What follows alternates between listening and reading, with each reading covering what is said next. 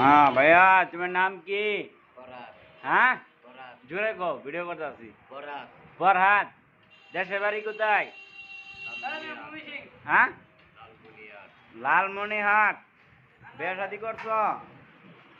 বিয়ে শাদি করছো? বিয়া শাদি করছি কয়টা? একটা একটা। আরো করবা?